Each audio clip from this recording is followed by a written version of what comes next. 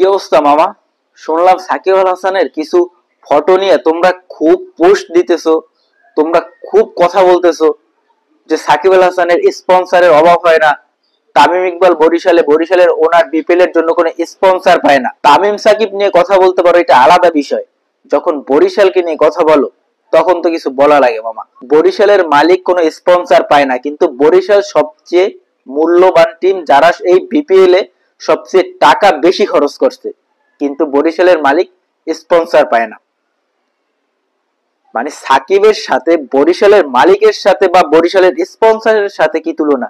আর একটা কথা বলি, যখন তামিমকে নিয়ে আসছো, কারণ তামিম তো এই বছর বরিশালের ক্যাপ্টেন, আগের বছর ছিল, যখন সাকিবের সাথে তামিমের স্পন্সর লয়ে তুলনা করতেছো তখন বলি তামিম কিন্তু গু খায় না।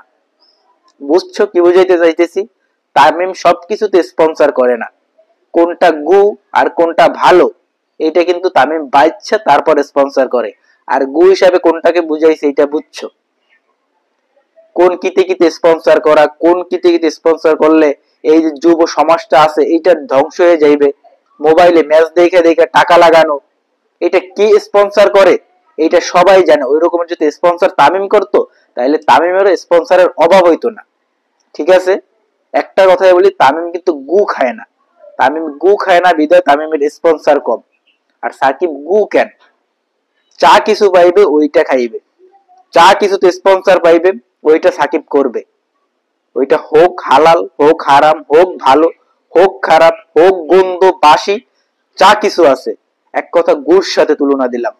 সাকিব গু পাইলে ওইটাও ছাড়ে না, কিন্তু তামিম ওইটা দেখে তারপর খায়। কোনটা বাসি খাবার, কোনটা ভালো, এইটা তামিম দেখে। তামিম সাকিব নিয়ে এইটা এইটা ডিভাইড হইতে পারে, এইটা নিয়ে তোমরা করতেই পারো, যা কিছু বলতে পারো। সাকিবের ফ্যান আছে, তামিমের ফ্যান আছে, কিন্তু যখন বরিশালের নিয়ে কথা বলবা, যখন বরিশালের মালিক নিয়ে কথা বলবা বিপিএল এর, তখন এটা বলতেই হয়। তখন কিছু না বইলে আসলে পারা যায় না তোমাদেরকে। সাকিব স্পন্সরের ভরপুর, কালকে একটা ভিডিও দেখলাম, ভিডিও করে ছাড়ছে, ওইটার স্ক্রিনশট নিয়ে সাকিবের জার্সিতে কত কিছু লেখা, কত স্পন্সর লেখা, ওইটা নিয়ে তোমরা যারা সাকিব ভক্ত আছো খুব উইঠা উইঠা লাগতেছো। আহারে সাকিবের স্পন্সরের অভাব নাই, কিন্তু তামিমের বরিশাল কোনো স্পন্সর পায় না। তামিমের বরিশাল স্পন্সর না পাইলেও সবচেয়ে মূল্যবান টিম বিপিএল এর বরিশাল, যেটার আশেপাশে কোনো টিম নাই।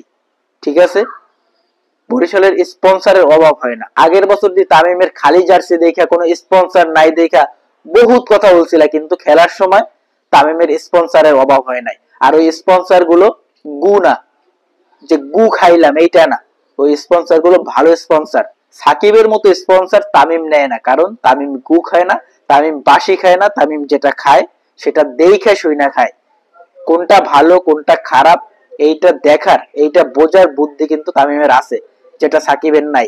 পাইলাম, গু খাইয়ে ফেললাম, তাই না?